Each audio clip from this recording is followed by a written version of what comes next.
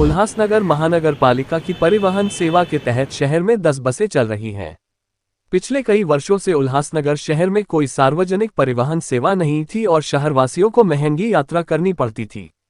इसलिए उल्हासनगर महानगर पालिका ने वायु प्रदूषण को खत्म करने के लिए केंद्र और राज्य सरकार द्वारा उपलब्ध कराए गए फंड से इलेक्ट्रिक बसें खरीदी। इन 10 बसों के जरिए 2 रूट शुरू किए गए हैं।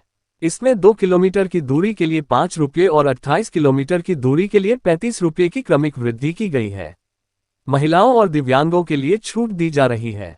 आइए इस बारे में अधिक जानकारी भाजपा जिला अध्यक्ष प्रदीप रामचंदानी से जानते हैं। कैसा लग रहा है बस में आने के बाद भाड़ा क्या है और कैसा लग रहा है भाजपा सरकार के कार्यकाल में बसें चालू हुई है, क्या कहेंगे? अच्छा किया है, बहुत कुछ अच्छा किया है। देखिए, आपको ज्ञात होगा कि भारतीय जनता पार्टी के जो सभापति रहे परिवहन सेवा के श्री सुभाष सनावड़े और हमारे परिवहन समिति के सदस्य श्री दिनेश पंजाबी, वह हमेशा देखा जाता था कि परिवहन के सभापति बन जाते थे लेकिन आगे उसकी सेवा शुरू नहीं हो पाती थी।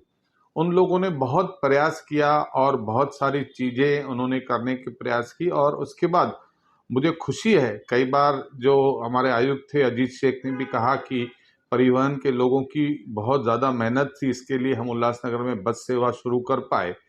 लेकिन इसके लिए अगर आप देखोगे जो निधि हमें प्राप्त हुई वो इनकैप करके एक योजना है जिसमें प्रदूषण के ऊपर नियंत्रण करने के लिए ऐसी गाड़ियां ली जाएं जिससे धुएं से प्रदूषण न हो, इसीलिए बैटरी की बसेस, जो बैटरी पे चलने वाली बसेस है, यह महानगर पालिका ने 10 बसों की शुरुआत करी।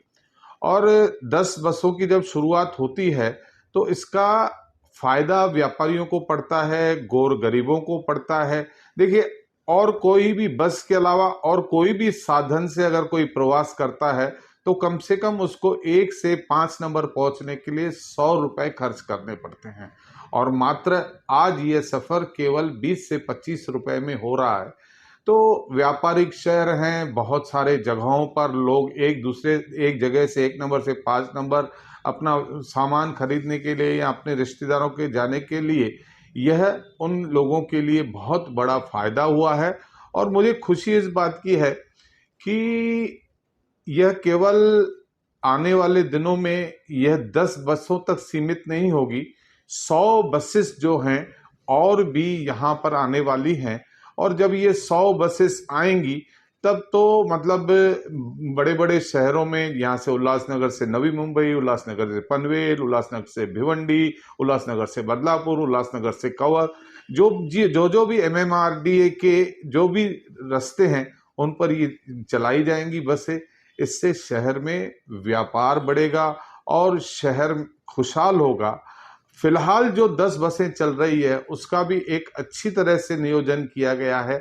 वह एंटिलिया से शुरू होती है, फिर धोबीघाट से होते, उसके बाद आपके खेमानी से होते फारोर लाइन से होते लाल चक्की से होते वीनस टाकीज से होकर नेताजी से होकर दूध नाका। एक रूट ये है।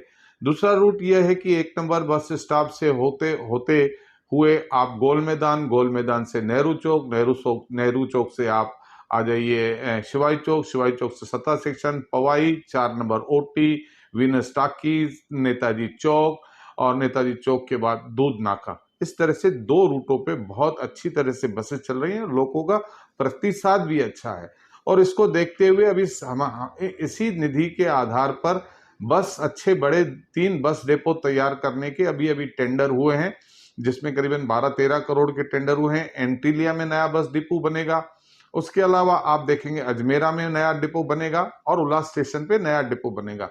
तो मेरा कहने का यह अर्थ है कि भारतीय जनता पार्टी के हमारे आदरणीय प्रधानमंत्री नरेंद्र मोदी जी और हमारे उप मुख्यमंत्री देवेंद्र फडणवीस जी, जिनका हमेशा यह रहा है कि प्रत्येक शहर तरक्की करे और उसका विकास हो, मुझे आप लोगों को मैं ये कहता हूं कि आने वाले 5 सालों में उल्लासनगर की बहुत सारी समस्या दूर हो जाएगी। मैं आपका पूरे जो उल्लासनगर की जनता का हमें आशीर्वाद चाहिए। एक बार फिर से भारतीय जनता और महायुति को अगर सरकार बनाने का महाराष्ट्र में मौका मिलता है तो आने वाले 5 सालों में उल्लासनगर की समस्याएं बहुत काफ़ी हद तक दूर हो जाएंगी। और इसी आधार पर मैं आप सभी लोगों से विनती करूंगा कि आप सब लोग, उल्लासनगर के लोग, इस बार फिर से महायुति को आशीर्वाद दें।